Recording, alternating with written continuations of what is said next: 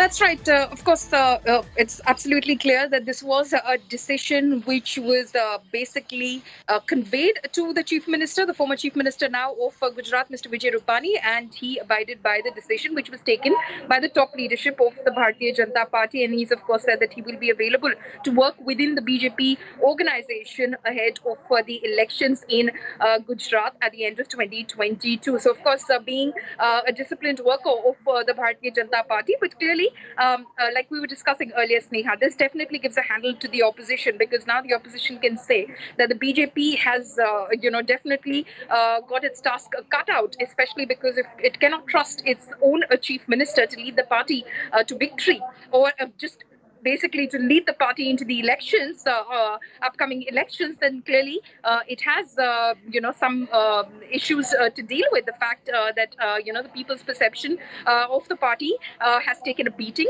since it has been in power over the last few years. As far as performance is concerned, and that is something that the opposition will, of course, try to work on. We know that the Congress is already in the fray. We do know that the Aam Aadmi Party is making inroads and has, is considering Gujarat to be one of its bigger experiments as far as the upcoming elections go. So clearly, the BJP has its task cut out, and that is exactly the challenge that it faces right now. But like you were also pointing out, Sneha, some of the smoothest, if you may, changes that have come through as far as BJP making course correction in the recent few months itself, be it Uttarakhand, be it Karnataka, be it Gujarat now. Well, absolutely. Paul, given that the elections are not exactly, just a few months away, it's actually in the year 2022.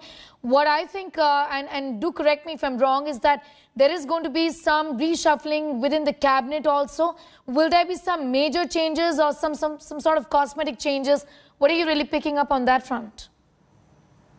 Well, definitely it is going to be, whatever it is, it's going to be extremely significant, Sneha, keeping in mind the upcoming elections, because the fact that the Chief Minister himself is being replaced gives you a sense of the seriousness with which the BJP is, of course, taking feedback from the ground and wants to ensure that it has victory on its hands when it goes into those elections at the end of 2022. So clearly, we don't know if it's going to be small changes or big changes, but the BJP, if recent history is anything to go by, hasn't basically shied away from making any big changes. The rejig that we saw in the Union Cabinet itself, the Union Council of Ministers, just in the month of July, possibly the biggest rejig that we've seen in any sort of such past instances in the history of such rejigs in the past.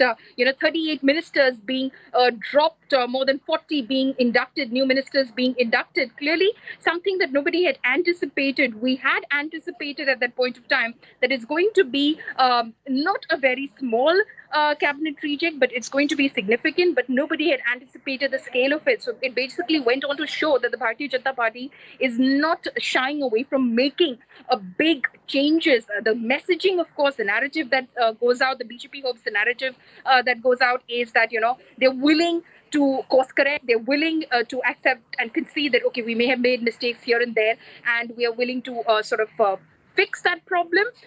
But the opposition, of course, can turn that narrative around and say, well, basically they're saying that half their union council wasn't good enough and they needed to be changed. And that's the exact narrative that could be possibly played on. Really affect the BJP, electorally speaking, Rahul.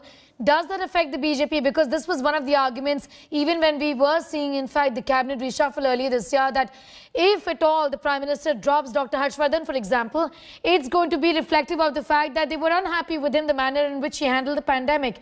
Does that same rule not apply when such major shakeups like this one happens in Gujarat? Sneha, you're right when you say that will that have an impact. But I don't think that the BJP is looking at the cause and effect like this. What it is trying to say is that there is going to be a cost of this change, and then it is going to look at what are the benefits of the change. To bring in a new horse at this moment when there is still time. If you recall, there was an exercise, similar exercise of assessment even in Uttar Pradesh when Yogi Adityanath was asked to come in, given that there was a lot of resentment and a negative perception was swelling against Yogi Adityanath. he was called in. But the BJP weighed in that removing him will be not as beneficial given the kind of perception that Yogi Adityanath has created for himself. And what it did at that time, it told Yogi Adityanath to change ways. So the first thing he did was to please the MBC vote bank in UP to go and visit the next door neighbor, the Deputy Chief Minister, Keshav Maurya. So that is was a different exercise here. One thing is very clear, that the BJP has realized that under Mr. Rupani, it stands to lose much more than what it may benefit in terms of continuing with him. And that is why the BJP's clear indication is that the benefits of removing him, getting a new person in who may, one, address the caste equations and the voting demographics in Gujarat much better, and second also, to one, get rid of that anti-incumbency which is built against the BJP, pin it totally on Vijay Rupani, that if the BJP could not deliver in Gujarat, since it was voted in last time, it is because of Mr. Vijay Rupani, and the new candidate will promise better to Gujarat. There is definitely a pitfall in this, but I think this is a decision politically which does make sense, because Vijay Rupani's leadership does not have any inspirational quotient to it. It did not inspire in any manner that could have certified the BJP as the election winner. Now, Rupani removed, the BJP can bring in somebody who is a better electoral manager, has a wider support base among the dominant caste in Gujarat, and also has a greater trust at this moment, and definitely does not have the disadvantage of anti-incumbency like Mr. Rupani has. Yes, be with us, Rahul. We'll just come back to you to talk about that in a bit, but going across to that soundbite of Vijay Rupani was speaking just a few minutes ago.